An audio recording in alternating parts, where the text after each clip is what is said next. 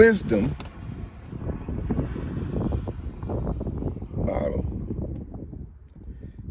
crieth without. She utters her voice in the streets. She crieth in the chief places of concourse, in the openings of the gates. In the city she uttereth her words, saying, How long, you simple ones, will ye love simplicity? And the scorners delight in their scorning, and fools hate knowledge. Wisdom. In our Raising King and Queen series, going through the book of Proverbs, chapter 1, verse 21, she crieth in the chief place of the concourse, in the opening of the gates. In the city she uttereth her words. Where? The chief places of what? Concourse. So wisdom, according to the proverb, cries at the crossroad.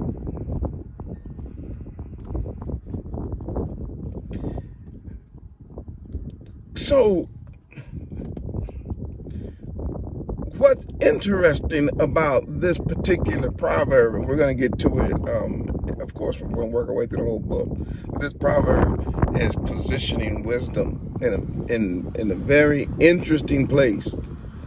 The way the proverb positions wisdom, especially, when you see it from the Hebrew, is wisdom is placed at the crossroad. She is at the place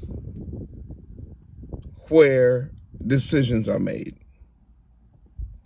And of course, that is the Hebraic definition of wisdom, which is our grandfather,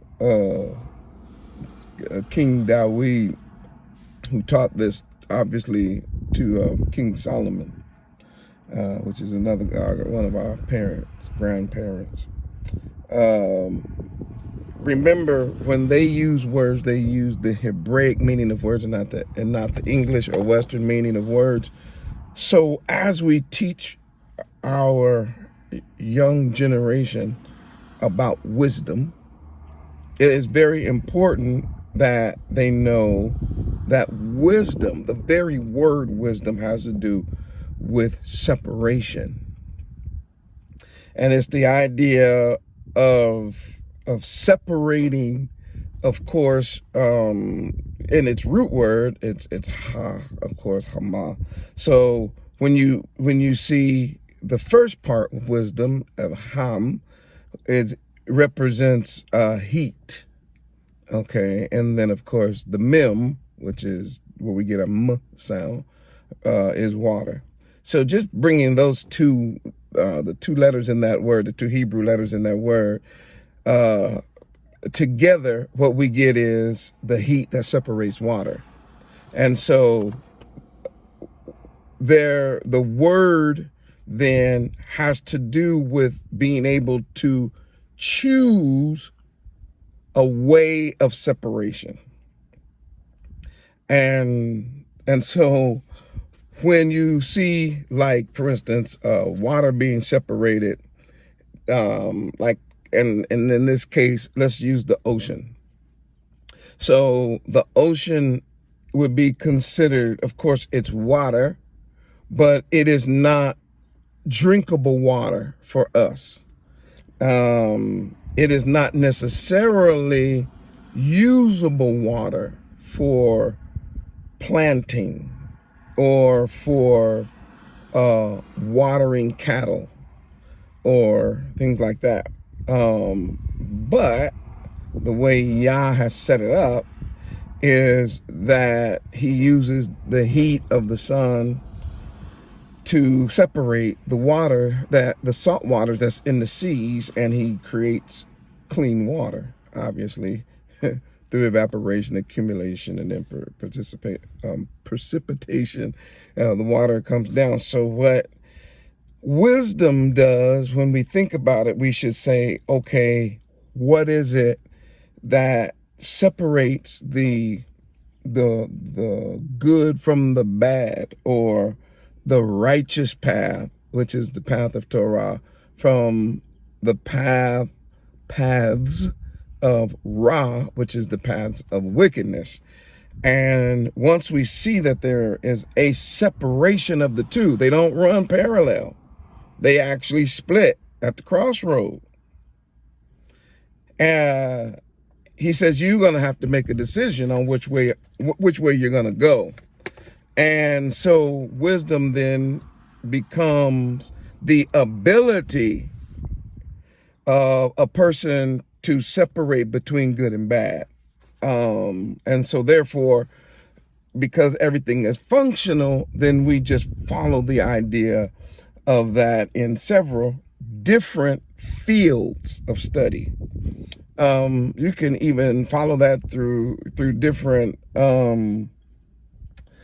say a person has a hobby, or let's say a person is a skilled person, let's say a sculptor, whatever. To make a good sculpture, the person who's doing the sculpting must know what is the good part to keep, right? And then the bad part he discards, and so therefore, or chips away.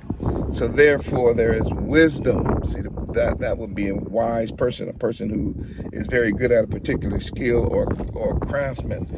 And the same thing, of course, can be said about, say, like a leader or a person who is responsible for helping a group of people as they travel. He should be able to see a good path versus a bad path, a good way, whether that is a military commander, whether it is an education or, something like that. It's still the picture of a person being able to see both ways, or in some cases, you can see several ways and be able to choose the good way. See several paths and be able to choose the right path or the righteous path. And so therefore, wisdom then is the ability to choose that which has been separated, the good from the bad. So when we get into where wisdom sits, it is absolutely powerful here, and it's very interesting and beautiful how he says wisdom sits in the street corner. What he really says is that wisdom is crying out her voice in the streets. She crieth in the chief places. Now, of course, we know that particular word for chief places in Hebrew is Rosh. And of course, Rosh is one of our Hebrew letters, and it means head or the top of.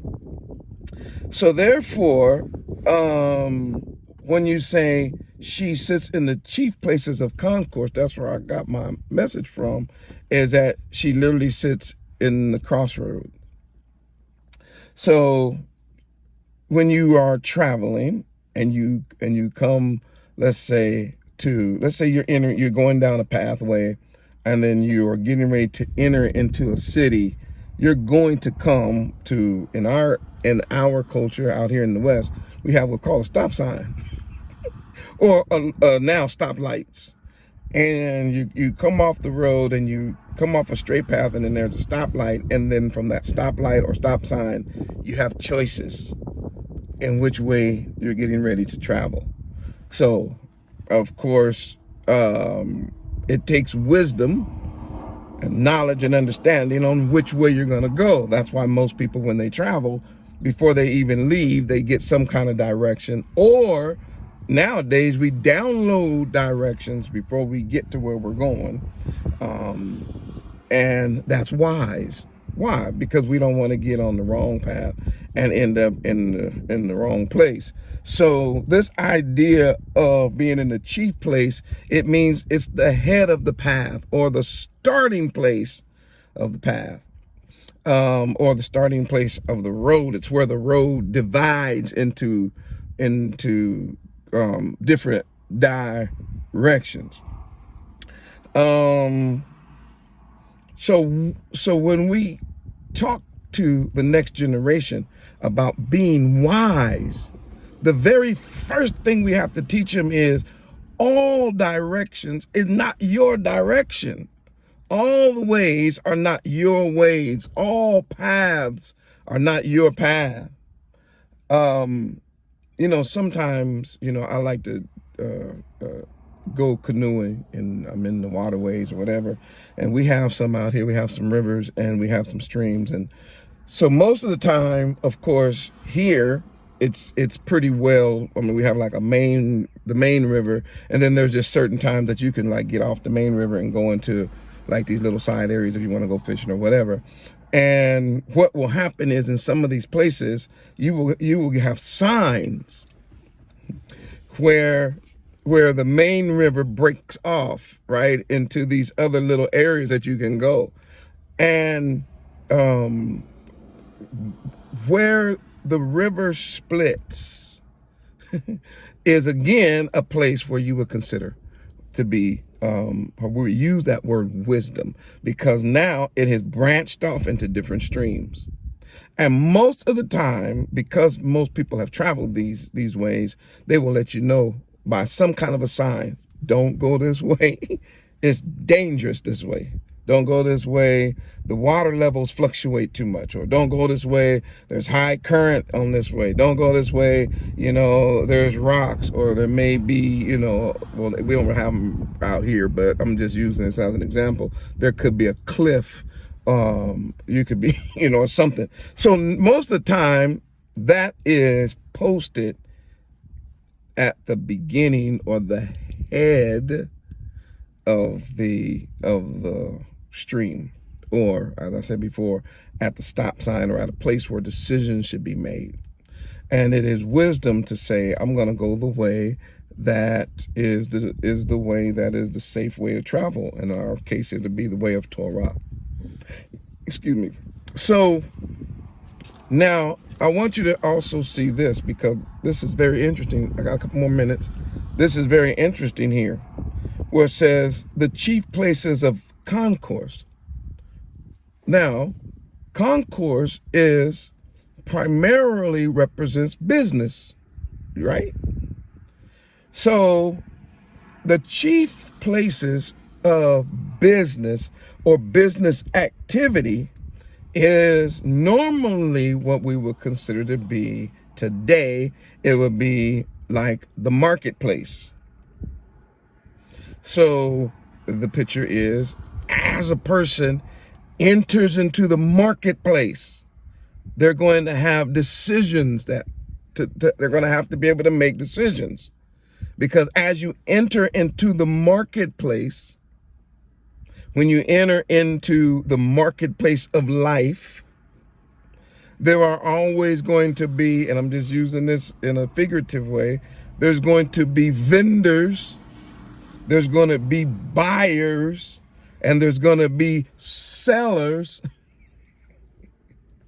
and people looking to make a profit, and people trying to take advantage of other people. There will even be in marketplaces people who are trying to rob you. They sit in dark places to waylay you as you pass by. So wisdom is also crying in the marketplace. And normally, especially in the Hebraic way of looking at it, the marketplace was a loud place, which means that the marketplace is a place where there's a lot of voices. Everybody's hollering at you when you go down to the marketplace. Hey man, come over. Hey man, come here. Hey, you ain't never had none of this. You want this? Come here. Hey, young fella, come here. You know what I mean? And you walk by, hey, you need this? You need a rug, or you need some shoes, you need whatever. And there's constant noise and constant people in a marketplace. So, again, being a proverb, what our grandfather is trying to tell us is that as we enter into the world, there will be a lot of voices hollering at us. But in the midst of all of those voices trying or vying for our attention, in those voices, there will also be the voice of wisdom.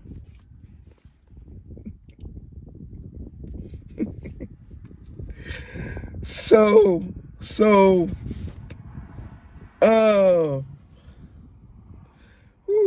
there's so much to say.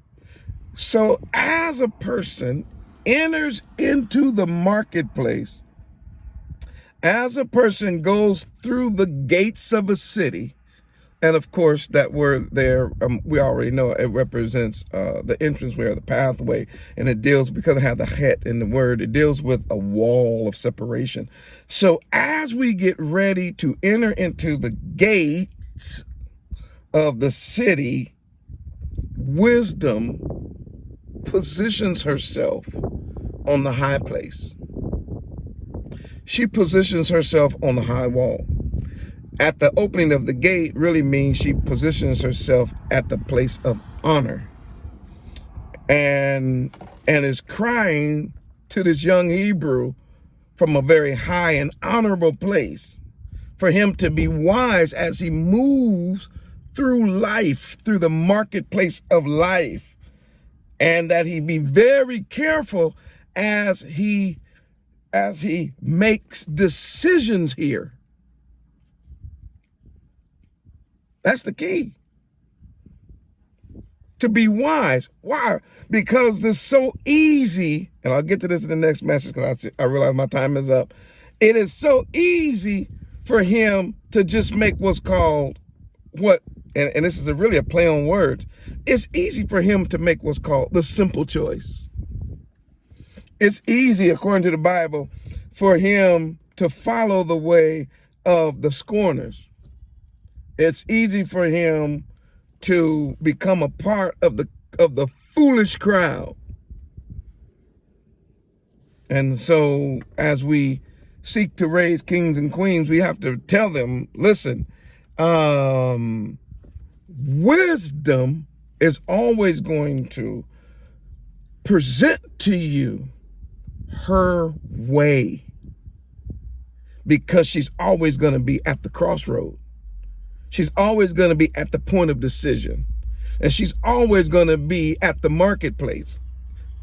Wisdom is always going to sit high in the gate. Wisdom is always going to call to you as an Israelite. And the choice and what she's trying to get you to do every time she calls, wherever she is trying to get you to make the righteous decision so that you can be on the righteous path always. Again, whether you're traveling down waterways and streams, whether you're traveling down a road, a country road, or being in the mountains and there's pathways, or whether you're on a busy highway and you come into the city and then there's signs saying go this way or that way. At every point of your life, Israel, you will have an opportunity to choose that which is wise, that which you will have the opportunity to make the right decision. Why? Because wisdom will always be there.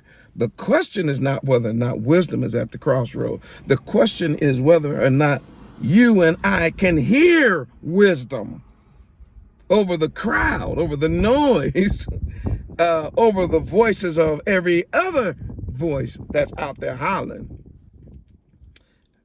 Well, I hope this message and this little time has been beneficial, but I want you to think about that. There is no high place. There's no place of business. There's no concourse. There's no time when you hit a crossroad that wisdom is not going to be there to cry to you to make the right choice. All right. I'm going to go. One love, Zion. We're going to continue walking through the book of Proverbs to help raise kings and queens so that we can be the people Yah has called us to be in these last days. Hallelujah, hallelujah, hallelujah. Last point, I should say last or closing thought. If you are being encouraged and blessed by these messages, and you've come to a crossroad, you've been blessed by these messages, and you feel that they are important enough to continue to go out to help wake up Jacob and to help us walk the path that Yah's calling us to walk. If it's a support to you and a guide, and if we are gaining wisdom from this, we ask that you would pray and ask Abba Yah to support this work so we can continue to do research and study full time to help wake up Jacob and be what's called in English a blessing to the house of Israel. Hallelujah, hallelujah, hallelujah. Shalom. Wisdom. Crying at the crossroad.